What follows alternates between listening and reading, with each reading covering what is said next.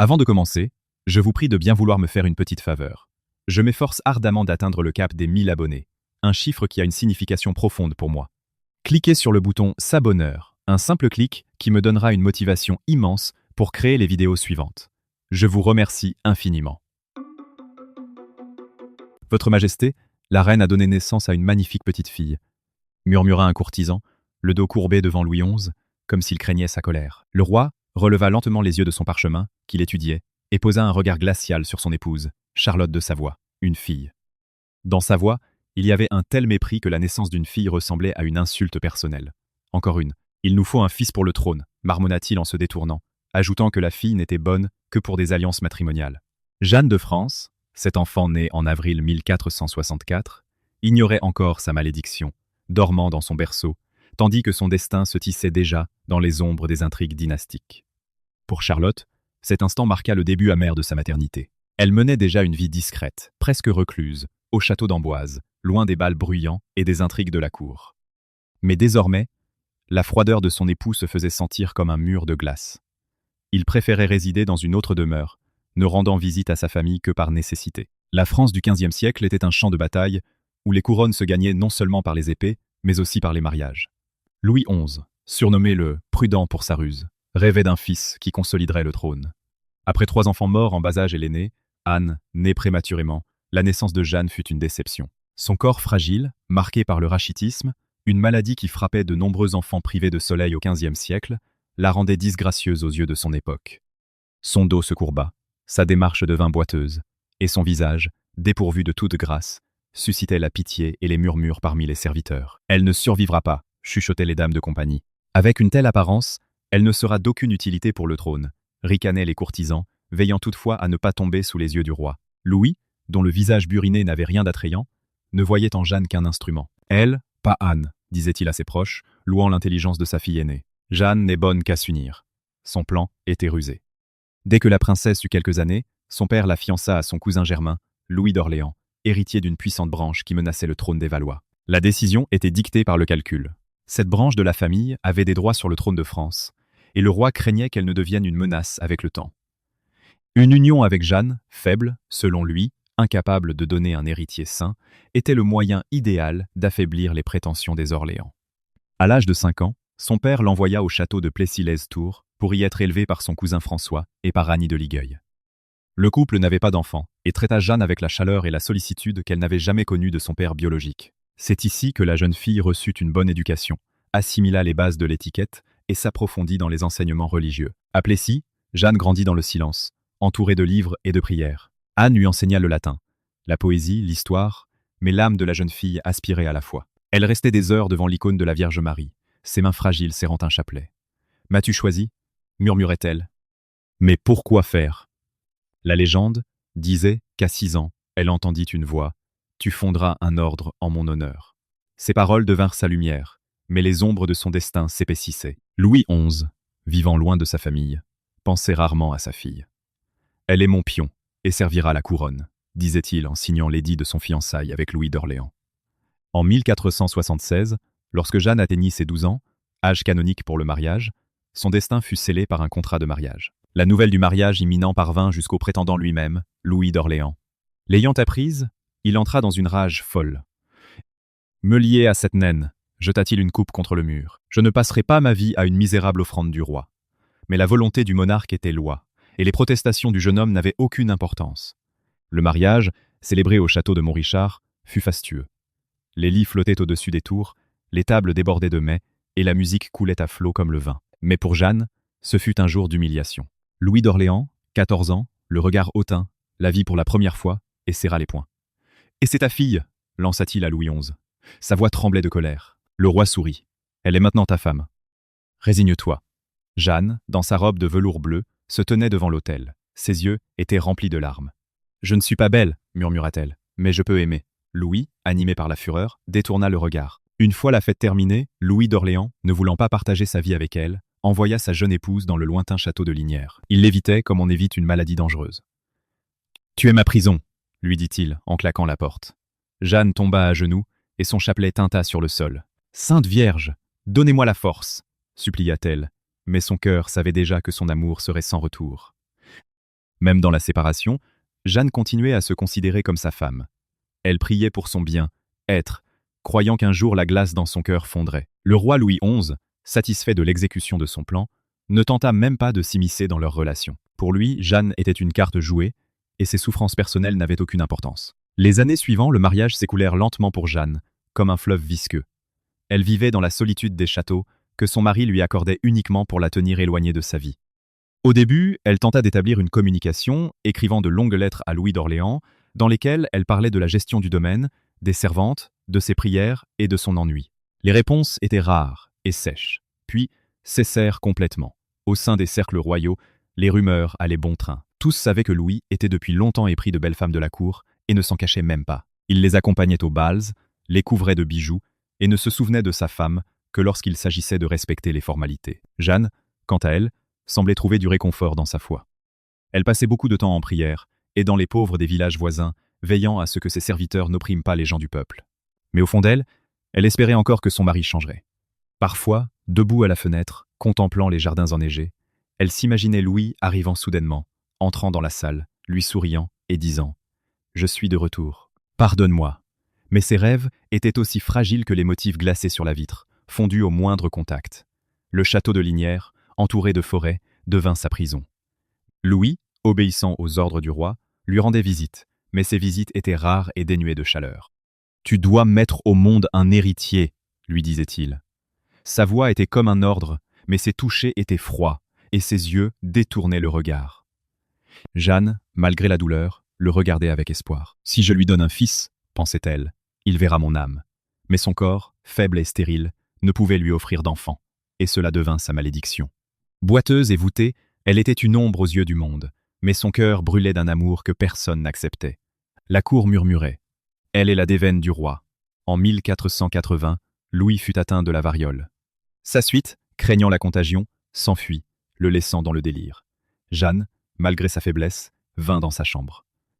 Ses mains tremblaient, mais elle changeait les compresses et priait à son chevet. « Tu ne dois pas mourir, » murmurait-elle, touchant son front. Louis, pâle et affaibli, la regarda avec étonnement. « Pourquoi es-tu ici ?»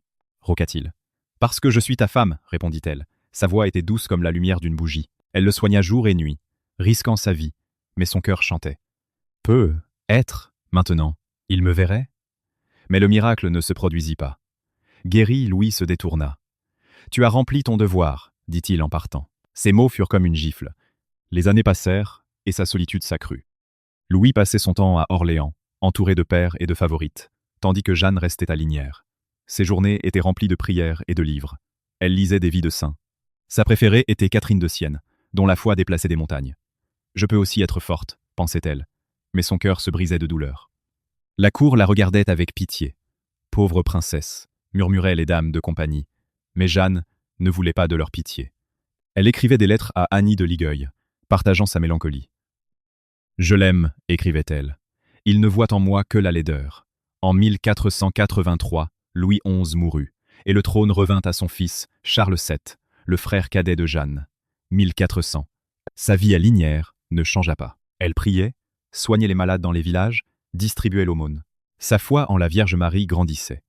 Et la voix entendue dans son enfance résonnait de plus en plus fort. « Tu fonderas un ordre. » Elle rêvait d'un lieu où les femmes pourraient trouver le repos dans le service de Dieu, mais le mariage la tenait encore enchaînée.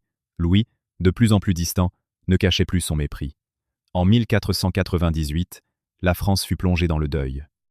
Charles VII, frère de Jeanne, mourut en se cognant la tête contre le linteau d'une porte. Par droit de succession, la couronne revint à son cousin germain, Louis d'Orléans.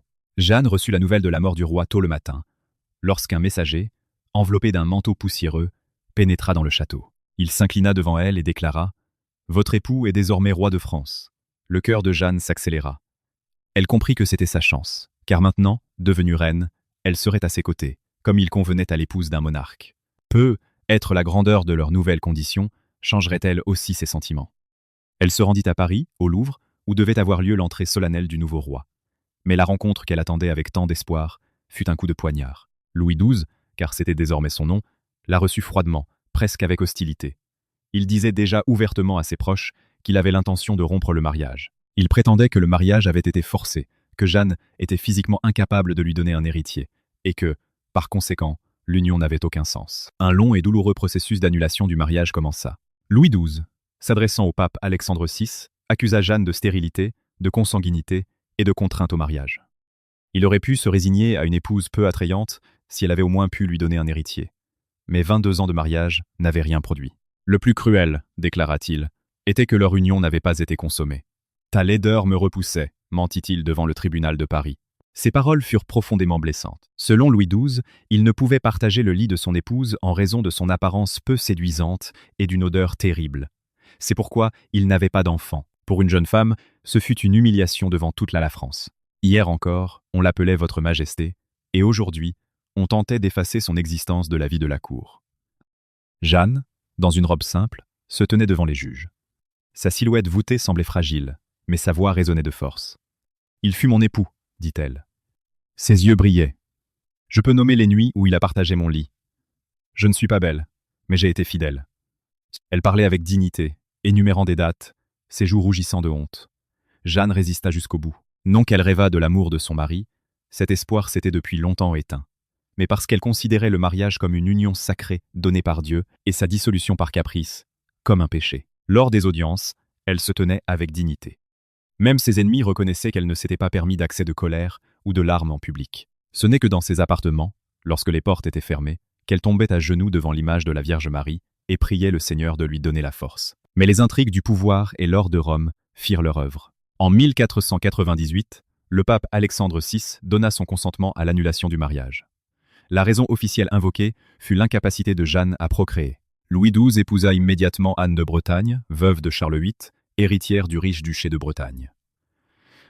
Ce mariage consolidait la France et apportait au roi des avantages politiques incomparablement plus grands. Jeanne, quant à elle, se retrouva dans l'ombre, dépouillée du titre de reine, reçut celui de duchesse de Berry et partit pour Bourges, où les murs de son palais étaient plus modestes qu'à Paris, mais où la lumière de son âme les illuminait. « Je suis libre », murmura-t-elle, debout dans le jardin où les premières roses fleurissaient sous un ciel d'hiver.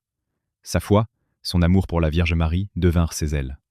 En 1500, elle fonda l'ordre monastique des Annonciades, dédié à la Vierge Marie et à l'Immaculée Conception, comme l'avait jadis prédit une voix douce dans son enfance. Ainsi, la femme que l'on avait tenté de briser par l'humiliation devint un symbole de force spirituelle. « C'est mon don au monde », dit-elle aux religieuses. Sa voix tremblait de joie. L'ordre devint un refuge pour les femmes dont les cœurs aspiraient à la paix. Jeanne, dont le corps s'affaiblissait à cause du rachitisme et de l'ascèse, trouvait sa force dans le service. « Si je ne peux être épouse, pensait-elle, je serai mère pour ceux qui souffrent. » Ses journées à Bourges étaient pleines de lumière. Elle parcourait les villages, distribuait du pain aux pauvres, cousait des vêtements pour les orphelins, priait pour les malades. « Tu es un ange, disaient les paysans, mais Jeanne secouait la tête. « Je ne suis que la main de Marie, répondait-elle. Son sourire était doux comme la lumière du matin. Bientôt, des femmes commencèrent à se rassembler autour d'elle, qui, comme elle, désiraient consacrer leur vie à Dieu. Ensemble, elles priaient, aidaient les pauvres, soignaient les malades et enseignaient aux enfants la lecture, l'écriture et le catéchisme. Jeanne décida que leur communauté devait être plus qu'un simple groupe de femmes pieuses.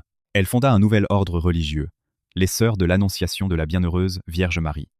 La tâche principale de l'ordre n'était pas seulement la vie monastique, mais aussi un service actif envers le monde, l'aide aux nécessiteux, l'éducation des filles et la protection des orphelins. « Nous ne nous retirons pas du monde, nous y entrons avec la prière et la bonté », disait souvent Jeanne à ses sœurs. Les années de sa vie monastique furent modestes et monotones, mais remplies d'un sens profond.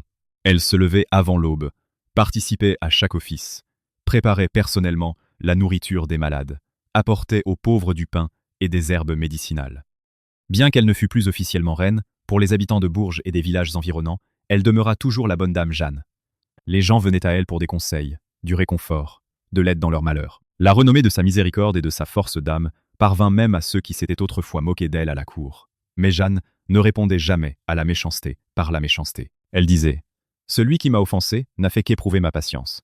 Dieu, lui, m'a donné plus que je n'ai perdu. » En l'an 1500, la santé de Jeanne commença à se détériorer rapidement. Les jeûnes constants, la fatigue et les maladies accumulées au fil des ans minaient ses forces. Mais même alitée, elle continuait d'instruire les sœurs de l'ordre, les priant de ne pas abandonner l'œuvre commencée. Sentant la fin approcher, elle rédigea son testament, léguant tout à l'ordre.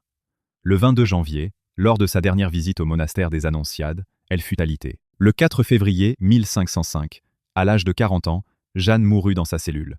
Son visage, malgré la douleur, était paisible, comme celui d'une sainte. Elle fut enterrée dans l'église du monastère. Et bientôt, des événements que les gens qualifièrent de miracles commencèrent à se produire sur sa tombe. Les malades affirmaient être guéris après avoir prié devant sa sépulture, et les démunis recevaient des bienfaits inattendus. Plusieurs siècles passèrent, et l'Église reconnut sa vie comme un exemple de l'humilité et de la miséricorde chrétienne. En 1950, le pape Pie X canonisa Jeanne de Valois, la nommant la reine, devenue servante de Dieu. Ainsi, la femme qui avait été autrefois humiliée et rejetée sur le plus haut trône de France obtint une couronne immortelle, non d'or, mais de foi et d'amour.